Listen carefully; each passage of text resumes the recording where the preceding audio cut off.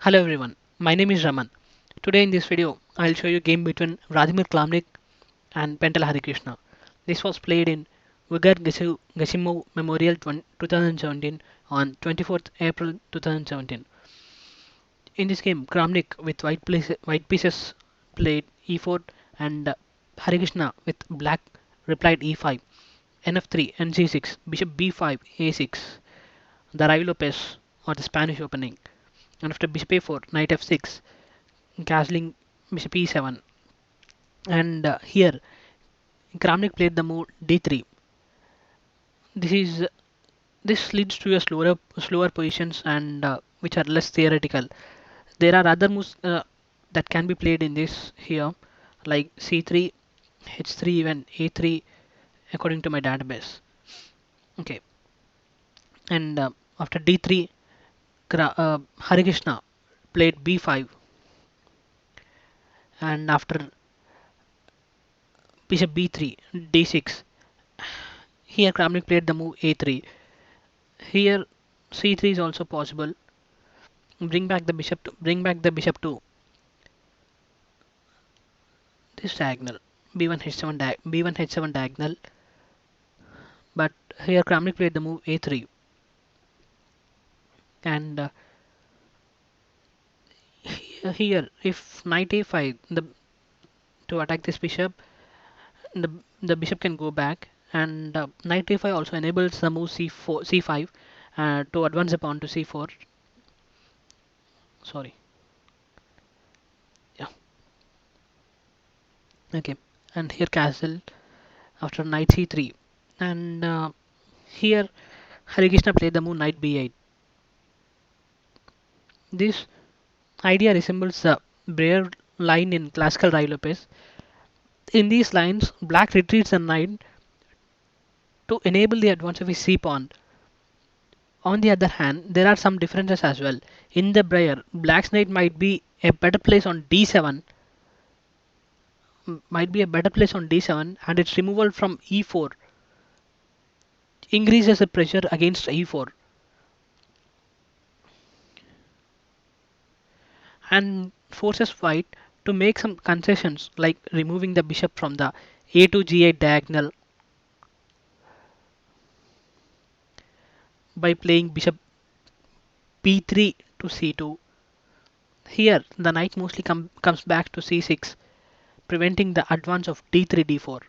After once black plays the move c5, it comes back to c6, making it really difficult to play the moves to play the move pawn advance to d4 and getting space in the center.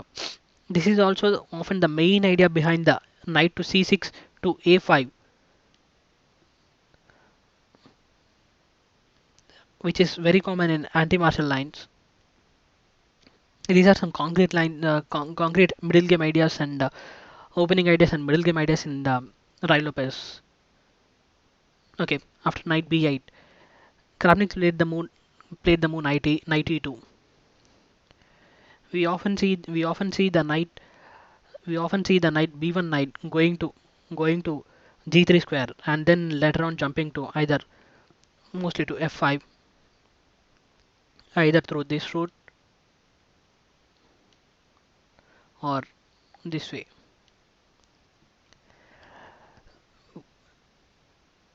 This is a very standard maneuver in the Rai Lopez. After knight e2 and bd7, c3, bishop b7. As now this diagonal has been closed. Diagonal has been closed by the knight.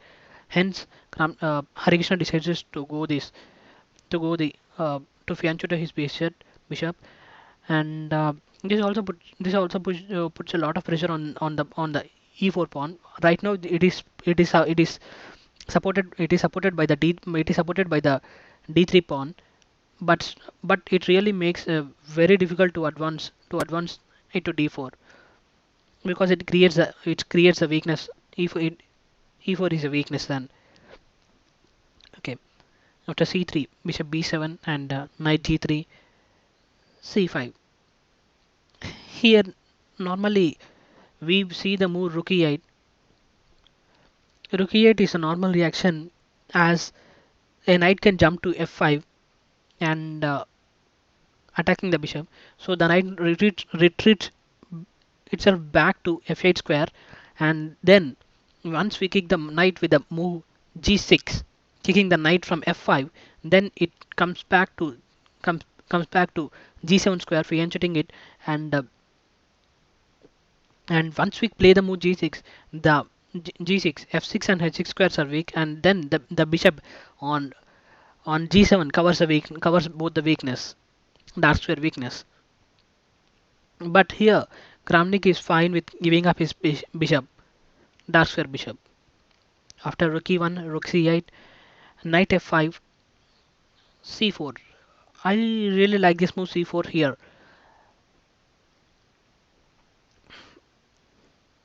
Okay, okay, c4. Here Kramnik played the move d takes c4, and Harikrishna took the pawn with bishop on e4. Here also after d takes e4, b takes e4 is also playable, and after bishop c2, white is slightly better here. Okay, after bishop takes e4, knight takes e7, knight takes e7 was played, and after knight takes e7 check, queen takes e7, c takes b5, a takes b5. Looking at this position, logically black should be fine. He has won a key central pawn,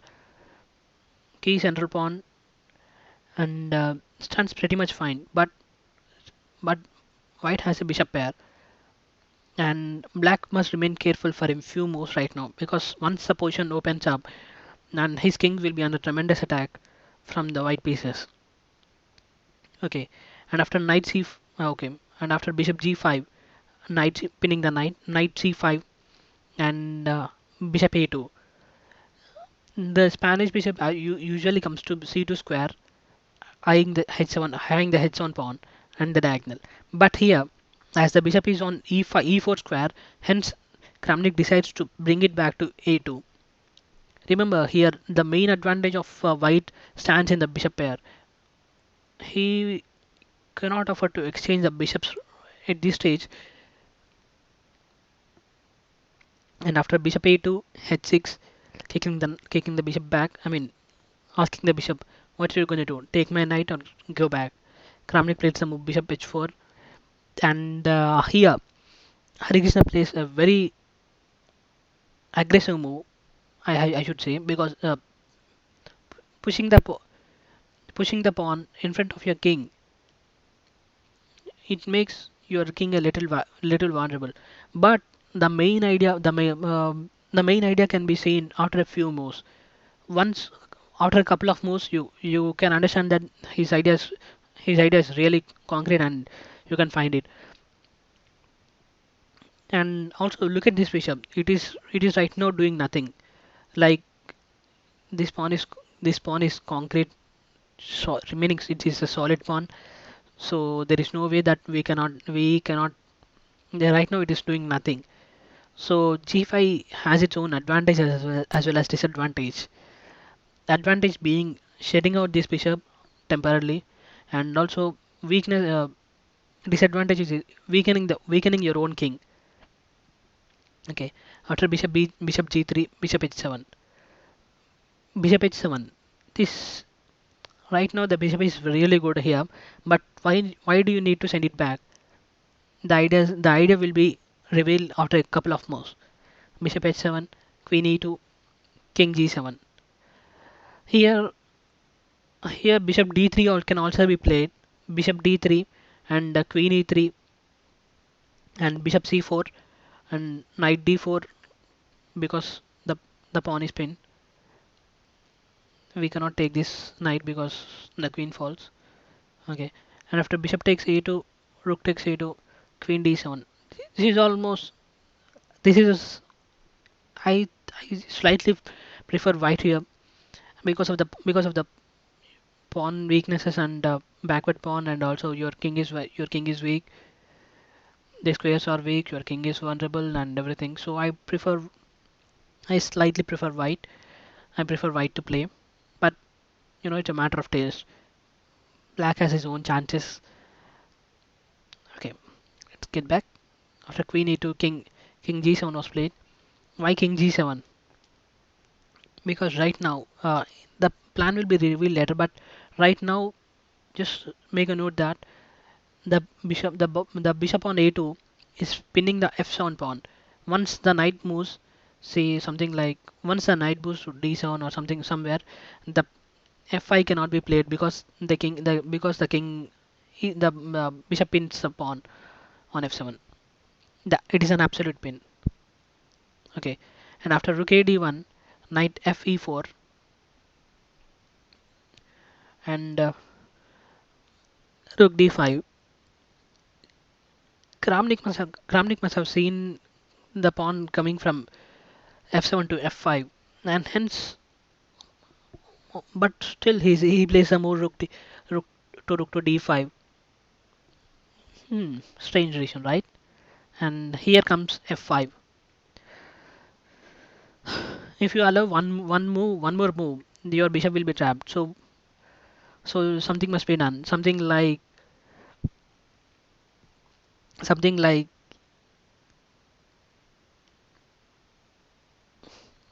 only I guess only I guess h3 or h4 is possible in this place if you want to save the bishop, right? Yeah. And okay, let me get back here later. Rook takes e5.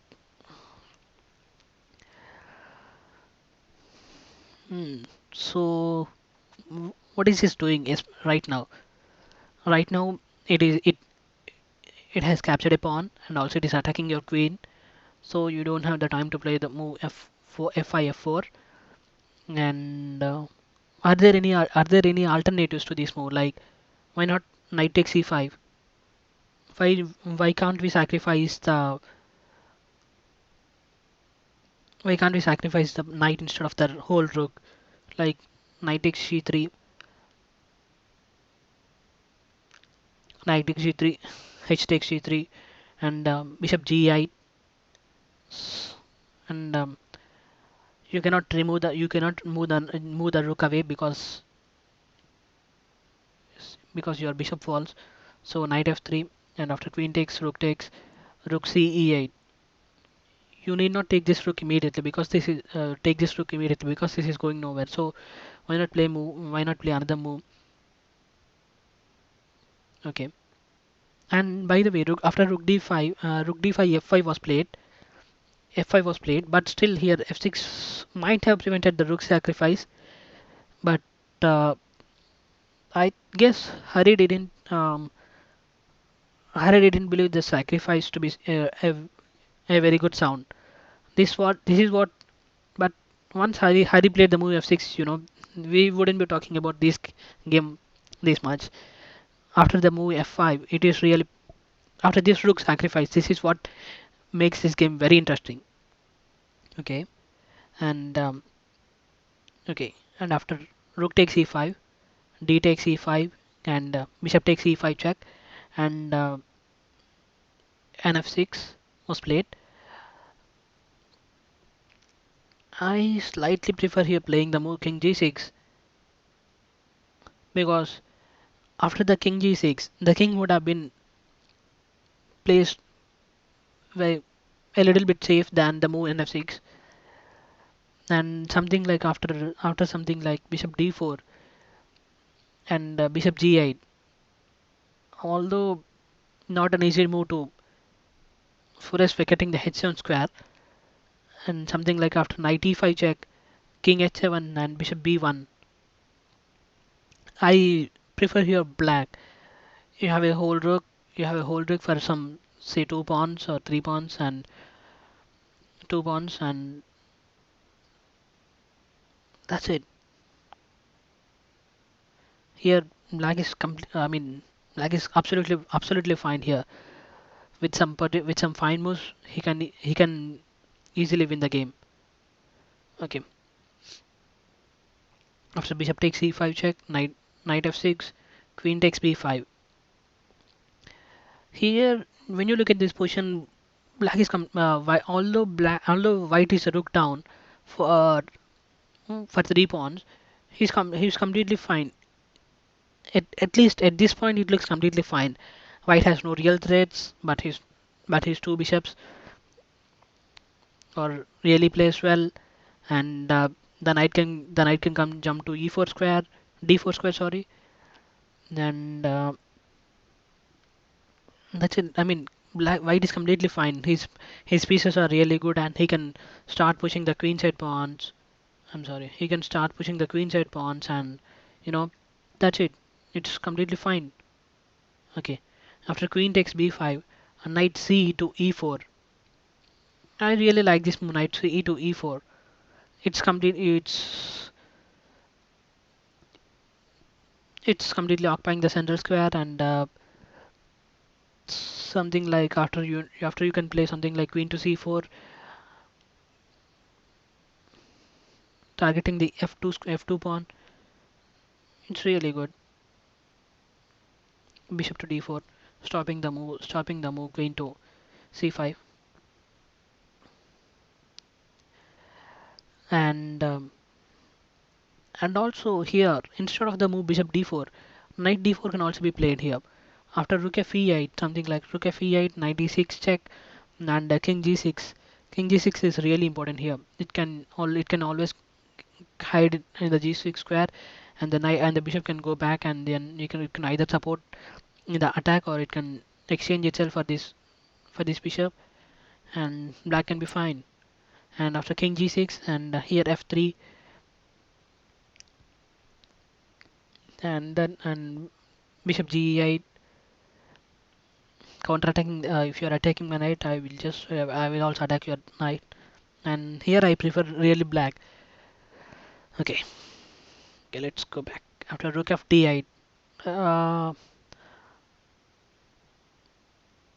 I slightly prefer here playing rook b8 after queen e2. You have to queen e2 because you need to protect your b2 pawn.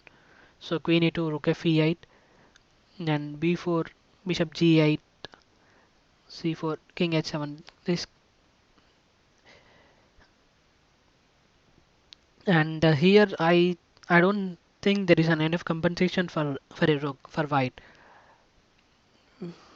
because these pawns, although you have three queen side pawns, but still they are still at the fourth rank, and then they need to go to another fourth ranks, and between them you have got many moves. So I don't think there is an enough compensation. Okay, let's go back. After rook f d8, h3. I mean, h3. This looks a little bit crazy. Like after h3 looks a little bit crazy to me. Like, you are a whole rook down, and you have to push your pawns. You have to push your pawns in order to at least to get the game going, either for a draw or a win. And you play something like h3. Come on, that's completely. Kramnik is playing as though nothing has happened. It's like nothing has happened, right? I really like this move h3. And after rook b8, queen e2, and here bishop g8, bishop b1. Why why to exchange the bishop? I mean, the bishop can come back, and then it can put the pressure on this diagonal, right? b1 h7 diagonal. So why to exchange the bishop? Just maintain the tension, maintain the more number of pieces to get an advantage. Bishop b1, queen b7, queen b7. Right now two pieces are attacking, and only one piece is defending. So what to do? Push it, right? The main aim is to push the pawns, and then push the pawns and win, and make them queen, promote them to queen, and then that's it, win, right? Okay, and after rook e8, c4. Here white is slowly but steadily increasing, developing, improving his position, and black is able to do nothing. Yeah, I know black is a whole rook up, and but still he's not able to do anything. Yeah, queen c6. Here we have other alternatives like knight d6, and after bishop takes, king takes, queen b2 check, king g6, knight e5 check, king h7, and after c5, some knight e4, f3, queen j7, and here again another rook sacrifice. Rook takes e4. This is a move I like most. Rook takes e4, f takes e4, bishop takes e4, king h8, knight g6, king h7, and knight e7, king h8, knight g6. Would end a draw, but can be a draw. But if knight d6 was played instead of the move queen c6. Okay, queen b2, rook b d8, and c5, queen e6, b5. The pawns are advancing like as there are no blockers there. They're advancing, and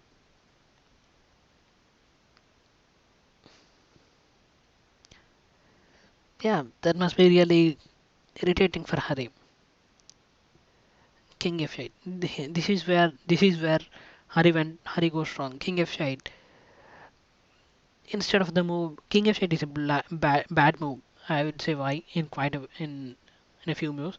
Queen b3 must have played after queen a7, queen a1, and king g6. Here a little white is better here, but yeah, white is better, but still this must have been the path chosen. c6, and after g4. you know yeah, right now you the Harry played the move king f8 because he doesn't want to open, he doesn't want his file, the g file to be open, and he doesn't want his king to be there. He wants to bring his pieces to somewhere g file and checkmate him, so he played the move king f8. That is completely understandable, but still king f8 is losing time. King f8 is losing time, because the play is going on the queen side for white, and you have to be very accurate. We have to be very calculative, to to to justify your play on the king side when you're playing. Yeah, opposite side, when a player is playing on one wing, you have to play on the other wing if you need to have the counter play. But that's the principle. But still here, Kramnik's play, and Kramnik's attack is really fast than Harry's counter attack. After c6, g4, h takes, f takes, and bishop takes e4, and g takes f3, and not and if knight takes e4, rook takes e4, and queen takes e4, and bishop g7 check, and after king f7, queen f6 is checkmate. A pretty very good mate. And after bishop takes f6, here after g takes f3, bishop takes f6, rook d6, rook d6, and after bishop g7 check, king f7, bishop e5, and this is where Hare Krishna resigned. Although you are able to exchange some couple of pieces, but still the three pawns are really, I mean, the three pawns not are really good and pretty strong, and mainly the b5 and c6 pawns are really advanced, and we can't stop. Although all these pieces, although all these, let us assume that although all these pieces are exchanged, and let us assume that only a rook is remaining, but still two pawns on the sixth rank cannot be stopped by a rook. That's a fundamental. Sorry. Yeah, and this is